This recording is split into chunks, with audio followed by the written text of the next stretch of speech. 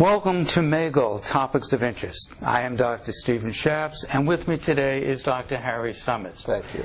Dr. Summers has been a psychologist for 35 years with a specialty in substance abuse evaluation. Today he's going to talk about that very topic. Dr. Summers, how frequent or how prevalent is substance abuse? Well, it's grown over the years. Back when I started in 1983, it was not done too often, and I think with the increased awareness of substance abuse and how substance abuse affects parenting, I see them at least 50-60% of the time on the cases I work with. So is that common, you think, that other people see them that often, or are you getting cases that are substance abuse involved? No, I think it's often. I think it's prevalent throughout the court system, and certainly with the opioid crisis going on, there are a lot of grandparents becoming involved and taking care of their grandchildren because parents are so impaired. So is substance abuse becoming more prevalent, or are we better at identifying it? I think it's both. I think it's both. It is more prevalent, and I think we're more sensitive to it and aware of it and see the importance of it. So in doing a substance abuse evaluation, where do you begin? So the first place is obviously knowing in advance what the allegations are or what the concerns are, and then it's a matter of if it's a father and a mother and a substance abuse evaluation has been ordered. I think it's only fair to do that with each parent, even if one parent claims they don't have a problem. So I think what you do is you start with the parents, and before interview with the parents, there's nothing wrong with looking over your referral notes, what the guardian ad litem appointment says. Certainly you can go to the courthouse and read the docket and find out what the various motions are and the history of the case. So typically, does the court give you a very focused order, or is it a more general order? And can you give us an example of what that might sound like? Well, it's usually a general order in terms of please conduct a guardian ad litem evaluation, E or F, with regard to parenting plans or custody, with a specific emphasis on substance abuse allegations. Okay, and it's as general as that? It's as general as that. The court is not going to specify whether it's alcohol, opioids, prescription drugs? No, they use the label substance abuse. Substance abuse and to cover? That covers everything. Mm-hmm. Okay. So where do you begin? The client comes in, you know that substance abuse may be a factor. Where do you begin? Okay, so the first part of a substance abuse evaluation is asking the parent what they think about it. So what do you think about being here, and what do you think about the fact that the court has ordered a substance use evaluation, and what are your thoughts about that? And I think that's an important way to let people say what they think. They may think it's a good idea, they may think it's bogus, they may think this is just a bunch of false allegations. So it's important to get at that. And is the way you proceed different if someone said, I think it's a good idea, versus, this is bogus? No, I think you do the same thing anyway. But the bottom line is I think a person has the right to say whether or not they think it's bogus, in which case I'll say, well, I'm sorry, but we still have to do this, and let's see how we do. So my view is to be open, somewhat supportive. It may be bogus, it may not be, but the court still wants this anyway. Okay. So, and then what does that evaluation entail? What are the components? Okay, so in terms of I always start with parents, and when I start with parents, I think it's important to take a history of whatever their substance abuse has been. And so, one of the questions can be, it's not do you drink alcohol, but how often do you drink alcohol? In what circumstances do you drink alcohol? Then you can get more direct. How much do you drink? Drink is generally defined as a beer, a 6-ounce glass of wine, or 1 ounce of hard liquor. And how often might you do that? And then what effects do you think that has on you? Can you feel any effects? Do you get a buzz? Do you feel better? Okay, and how do you think that affects your parenting? And what is it that you like about using this particular substance? What are some of the consequences of using that particular substance? What would it be like for you if you were not to use it? What would the advantages be? What would be the disadvantages of ending that type of use? And so all of these are questions that really help me understand not just what they're doing, but the reasons why. Okay, and then I think you go to the next substance. If indeed, have you ever used marijuana? If so, how often? Under what conditions? It's hard to ask how much because these things aren't well measured. A joint or a bowl or something along those lines. But it's still a matter of how much, or how often, what effects do you have. What do you like it? How do you think it affects your parenting? Or you could even say, how do you think it affected your relationship with the mother or the father, whatever the case may be. And so you want to do that with each substance. And you want to really understand when they started, what was the pattern of their usage. If they started drinking at age 16, well, okay, so what was their alcohol use looking like between 16 and 20? How about 20 to 25? 25 to 30. Otherwise, you're just getting into too many details. So you want more of a summary of what's been going on. When was the first time somebody ever expressed concern to you about whatever your use of substances is? And how often have concerns been expressed? Okay. And so you want to go through every single substance and get that history. What do you do if the client says, when you're asking a question about parenting, and they say, well, it hasn't influenced my parenting at all. I'm a good parent. Doesn't matter. So I would just follow that and say, thank you for answering the question. Okay, at this point in time, I don't think that when we're gathering information, it makes a lot of sense to confront and challenge anybody. Just gather the information first. Then you can always go back and say, well, okay, you say that it hasn't affected you as a parent at all, but according to the other parent, your child has been late 15 times in a 3-month period of time. What do you think caused that? Okay, so it's asking people to explain what may be going on rather than challenging them and saying, I don't think that's true, or I think you're covering up, or I think you're in denial. Those types of challenges just reinforce a person taking a very rigid position. If they see me treating them kindly and trying to understand what they're saying, more likely I'm going to learn more. So it's just information, just neutral information. That's right. Gather the information first and make sure you have a complete history, and then after you've got a history, then you're going to start looking into, have you ever been treated for this form of substance abuse? Have you ever had any traffic accidents or citations? Have you ever been hospitalized? Have you ever had any blackouts? If you've been detoxed, how many times? If you've been treated, how many times? Where, when? And again, it's just gathering a history of this rather than telling the person, look, I think you have a problem. Just gather the information first. Okay? And how long does it take to get that kind of history from each person? Should be able to do that in an hour. In an hour. In an hour. That's correct. And then at the end of gathering all that information, it's very reasonable to say, well, okay, I understand you don't think you have a problem. Here are the reasons why so-and-so thinks that you do. And this is the evidence that they're presenting. Do you have any thoughts about that? Okay. So once again, I just want to understand their point of view. I'm not really interested in arguing. Okay. Okay. And then from there, after interviews with parents are done, then it's very important to do collateral witnesses. And certainly in a husband-wife case, well, you want to interview both, even if one person has never had a drug or a drink in their life. And then there's nothing wrong with interviewing children. And it's not a matter of saying how many beers does Daddy drink. I think a more wide open question would be, what do you see your mother usually drink? What do you see your father usually drink? When you see your mother or father drink whatever they're drinking, do you notice any changes in their behavior? Or what changes in their behavior do you notice, if any? When you talk about asking a child what they see the parent drinks, are you inferring, implying that's alcoholic drinks, or just what they drink as a beverage? Anything. Any. So it's a wide open question. Oh, my dad drinks milk. Okay, then your dad drinks milk. Okay. Again, I'm not interested in challenging a child. I just want to get the information from them. Okay.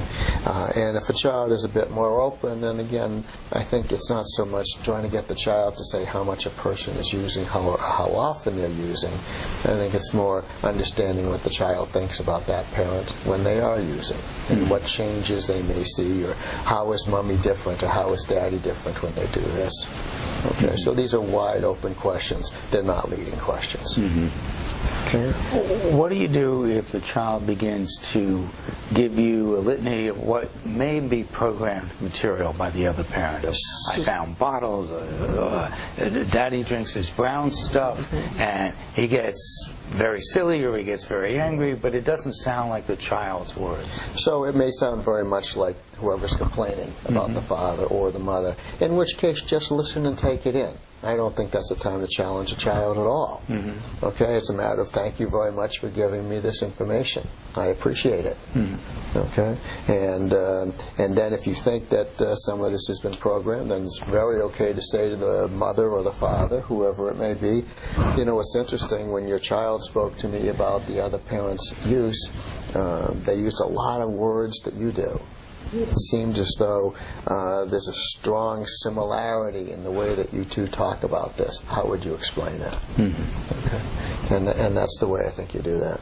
So after children are done, then many other collateral witnesses should be... Go back to, Sure. interrupt you for a second. That's okay. About collateral witnesses. Are there particular types of collaterals that are better sources of information than others? Yes, I think everybody who has a suspicion of a substance abuse problem should be required to allow me to talk with their boss or their supervisor, their medical doctor, and certainly I'm interested in police reports, Corey records, DCF records, and of course if either parent has a therapist, I want to talk with the therapist, and if either parent has medical records with detoxes and rehabs, I certainly would like copies of those. Okay, it's very reasonable to talk to the friend across the street. It's okay to talk to a relative. It's okay to talk to anybody who thinks they have knowledge on this based on their own personal experience. Okay. So as many, it's more the more the better. Okay, too many substance abuse evals are based on just interviewing a parent and not looking at other sources of information so that it's really being verified. And then finally, after all this collateral information, testing is vital. And that could be urine testing or blood testing or hair testing, and getting an idea of whether or not people are really being accurate about what they say. And some people say these tests for alcohol use are not accurate. Well, you know, some of them may not be. You know, there's all kinds of controversies about breathalyzers and urine tests, etc. But I think we have to use what we have. Okay, and sometimes it's possible that you get a positive result and it's a false positive. That can happen. But if there's a pattern of behavior with regard to a certain substance or a bunch of substances, then the testing should be accurate. It should show you that. Okay, but I don't think anybody should conduct a substance abuse evaluation without some testing, so that you can have that. And certainly many people are being prescribed shall we say, some addictive medications as part of their treatment. So if somebody's using a Valium, you know, I want to check into that, or Klonopin, or some of these other anti-anxiety or anti-pain medications. And then I want to talk with the prescriber and find out what the prescriber thinks. And then finally, if you're in a case where there's a history of prescription drug abuse, then it's very important to ask for all of the drug records in terms of prescriptions and whatnot. And then what I've learned the hard way, since I'm not very computer savvy, is you've got to take that information, put it on a spreadsheet, such as Excel, and then look for patterns as to how often the prescription is filled or not filled. And after that, since I'm not a physician, I block out all identifying information, and I'll ask. I know many physicians. I'll ask a physician to take a look at the spreadsheet and tell me what they think. Does it seem excessive? Does it seem on target? What are their thoughts about that? And then I have a better picture of what it looks like. Let me go back to the collateral that you talk with. You mentioned that you would talk to the individual's boss. Yes. Is there a problem if if you raise a question about substance abuse with the boss and that's not been on his or her radar screen? Is that put the client in any type of danger? Well, a client may refuse to allow me access to the boss. If they do, they do. I have no authority as a guardian ad litem. I can only ask them to do it. So they have the right to refuse that. Or sometimes I may say, okay, if you don't want me talking to your boss, would you mind if your boss sent me a letter describing your work behavior and experience? Okay, I'll take that. Okay, that's better than nothing. Okay, so I think it's very important when a parent says no to something, rather than argue and debate, say, okay, I'll take that, and we'll look at other sources. And then if a court wants to order the parent to comply with everything, then the court can do so. Including talking to the boss? Including talking to the boss if the court so orders. Usually a letter is acceptable, most of the bosses of the letters that I've spoken to have not said much about any problem with substance abuse. They've generally said the person's a good worker, we've had no problem.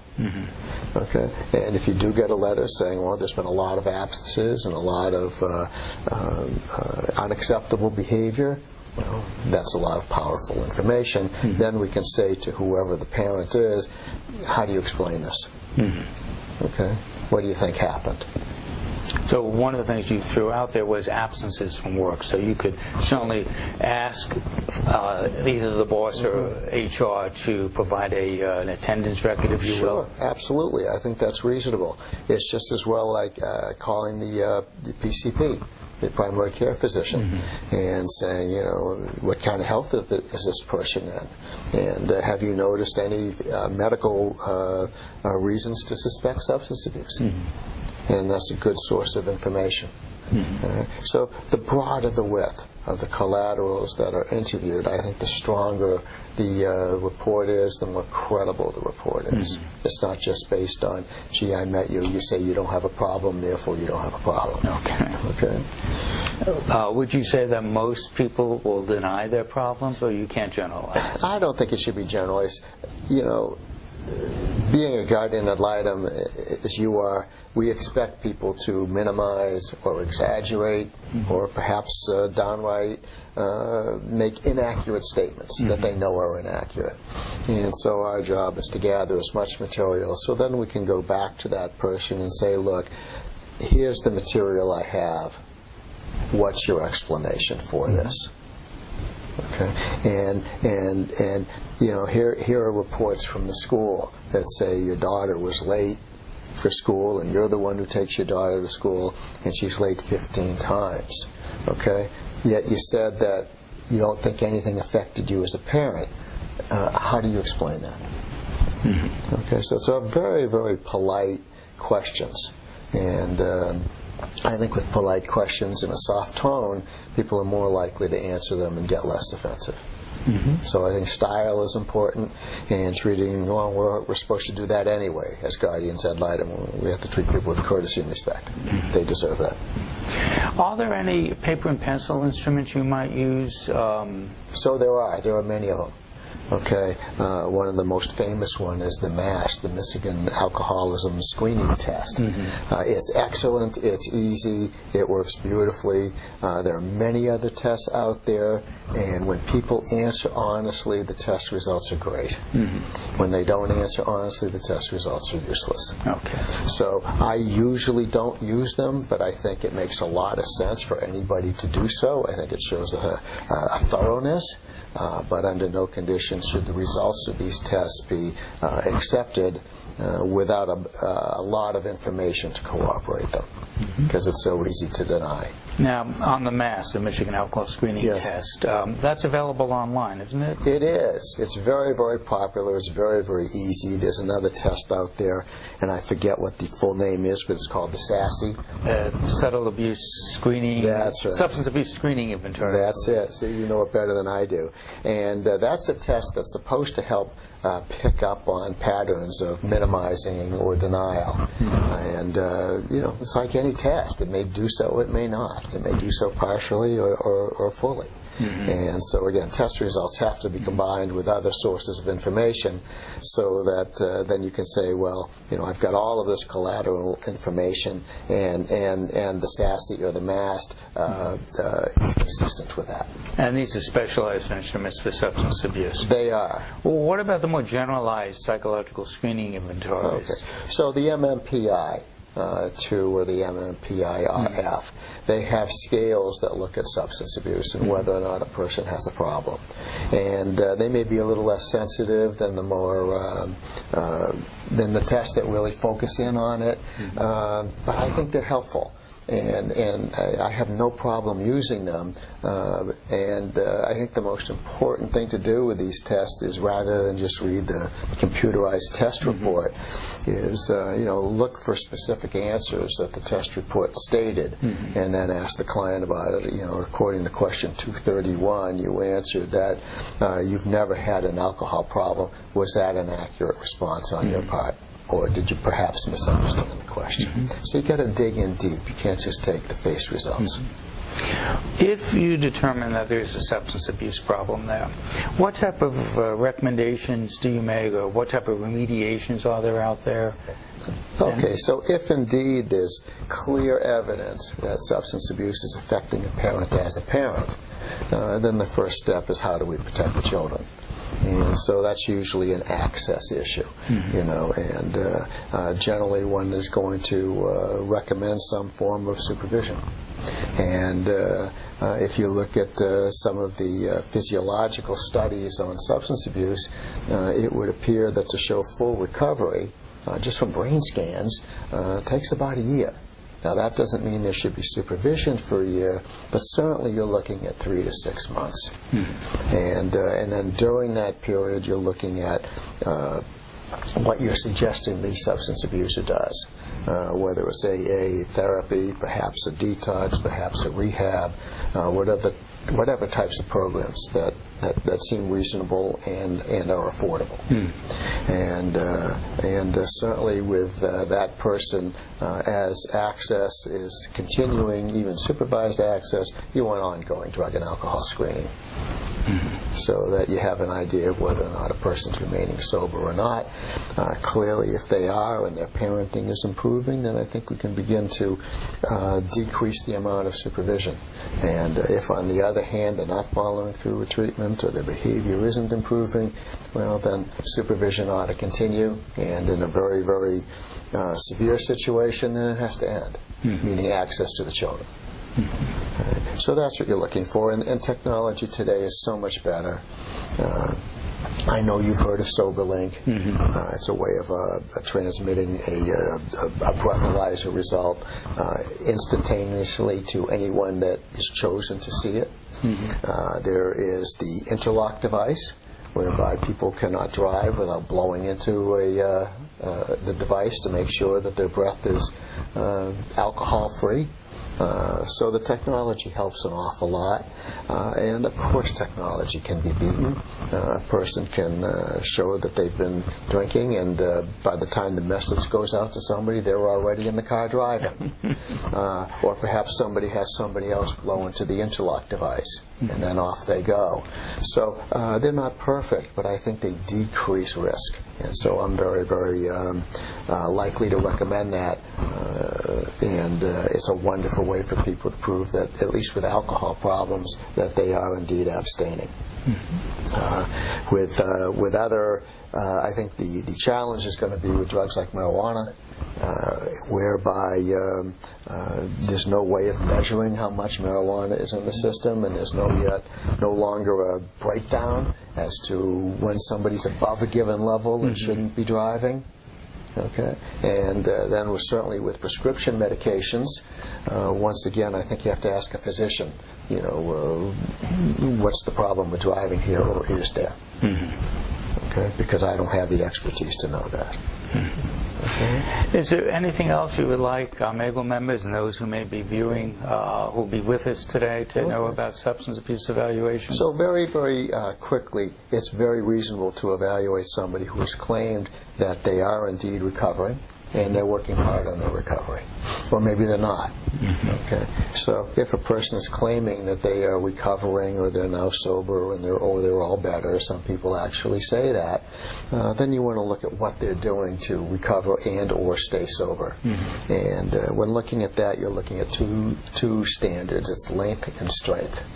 So the longer a person has stayed sober, the better, and the stronger the recovery program, the better. So what's a recovery program? Well, certainly we look at self-help groups like AA and NA. There's even something called Smart Recovery, which is a very different type of program than AA and NA. So any of those is acceptable to me. Going to church is acceptable to me. Having a therapist is acceptable to me. Joining groups of people who are recovering and doing group therapy is acceptable to me. So that's what I'm looking for. So as long as someone's involved in their recovery. That's correct. And then what I want to ask these people is, under what circumstances would you use again? Do they know that? Some people do, and that's when I'm most impressed. Okay, under these conditions, I'm likely to use again, so it's my job to do such and such to avoid that. When people say, no, I'm all set, I'll never use again, well, I'm a little bit more worried about that. Okay, and so if they're in AA, I might say to them, well, your program teaches you that it's only one day at a time. How can you state that you'll never drink again? It's just inconsistent with your program. So those are some of the things that I think you're going to look at. Again, I'm most impressed with the people who say, yeah, I know I could use again. I'm this far away from using it again, and I know how to avoid it. Okay, so with people who are recovering, they generally are more open and they take incredible responsibility for themselves, and that's always a good sign. Are there particular groups that are more prone or more problematic? For example, the veterans groups, the veterans who are coming back who have PTSD on top of anything else they may be dealing with. Well, women versus men, older versus younger. I don't think it's particular groups. I think it's situations.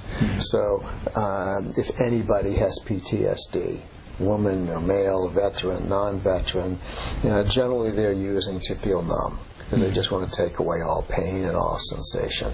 So, whenever somebody's been diagnosed with PTSD or they talk about having suffered from it, substance abuse is a reasonable way of looking at it.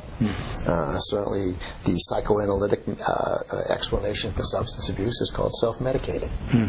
Okay, so anybody who's gone through anything traumatic is at risk for that. But the same is true for depression or anxiety. The same is true for personality disorders.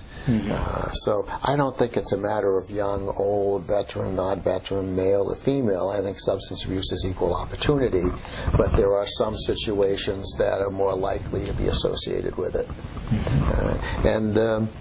So certainly a collateral witness might be the person's therapist or counselor, and you could certainly call them and say, how are they doing on such and such, and what progress are they making? Okay. Is there any other final thoughts you'd like to leave us with before? Well, I just think that anybody who does a substance abuse evaluation has to be unbelievably humble. It's so easy to do a thorough evaluation and be wrong. In terms of stating that a person has a significant problem or they don't. And so I think anybody in a given day can fool me. I've talked to people who are high on cocaine and they appear just as normal as can be. And so that type of humility is what makes me want to be as thorough as I can, certainly drug testing, everything else I can think of, because it's so easy to miss something. Well, I want to thank Dr. Harry Summers for being with us here today on Magel's Topics of Interest. If you need more information on Dr. Summers, you can consult the Magel directory and go from there. Thank you for joining us. Thank you.